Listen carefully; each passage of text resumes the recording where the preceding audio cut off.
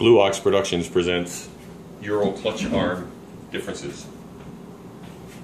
Well, here is the failed clutch arm that comes stock on the 2014 Urals. If you look at it like that, it doesn't look bad, but here is the replacement one, and people say they are shorter, which I guess technically they are shorter, but if you look at them from this point to this point, it's pretty close to the same length. The difference is the curvature of that arm. So when I put this one on the bike, it should end up to where it is on the other side of the Speedo cable. But this one had the twist in it. One of the things I failed to point out, but maybe you guys picked up on it, was when it was on the bike. The cable should come straight out to the next adjustment. If you saw this the way it was on my bike, the cable came out and it immediately angled in this direction like this. And so you were pulling on it, and it's trying to pull it in this direction, but the cable is pulling this way. So there they are. There they are with a tape measure. That one's right at about 6 inches long, but you can see a noticeably less amount of curve. This one is just a hair longer, maybe about 6 1/4, but you have a lot more curve on it. So I guess the assumption is the shorter arm, the less curvature is going to make this arm a lot more stiff, a lot more sturdy than the other one. You could definitely, when you view it in that plane with it resting on its arc, you can see the total difference in length right there. Which if I put these together, try to line the nubs up, so you're talking almost 3/4 of an inch shorter than that. I didn't show you, this is the new style pin that they're using to hold these on. It's got a 4mm Allen head there, 10mm lock nut.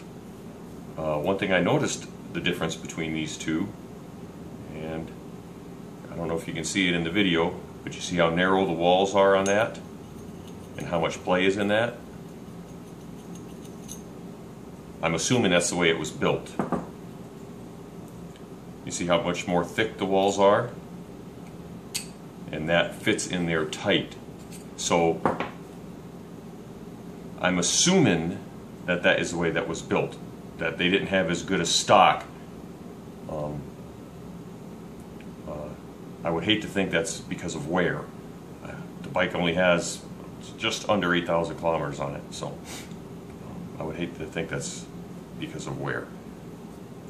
But all in all, the difference is it's still the same threaded adjustment on it. I measured the nubs, and they're both at almost 20 millimeters across from there to there. I wanted to make sure I didn't have any wear on the old nub, and that was causing part of the problem. I got it at 19.99 millimeters, right at about 20, if you can see that. So I'm going to go out and install this arm now, and I'll show it to you on the video after I have it installed.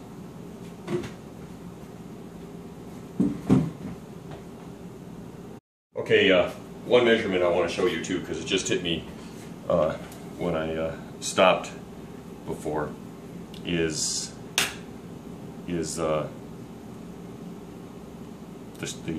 bushing that the pin goes through. So here's the failed one. The walls of the bushing. Here, let's see if you guys can see it on the. This is the failed one. The walls on the bushing are 2.67 millimeters thick. Yeah, but 2.75. There we go. Sorry, I must have been on a 2.75. And then the inside diameter, oh sorry, it's upside down, 8.73. So 8.75 inside diameter. There we go, 8.75 inside diameter. Okay. This pin they use, and ones I've used on my older Urals, are 8 millimeter. That's what the shaft should be. So here's the new one, and let me get this right so you're seeing it.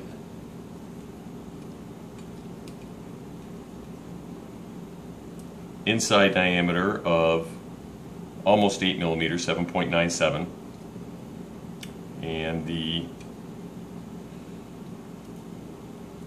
wall thickness 2.6. So you can see the difference between these two.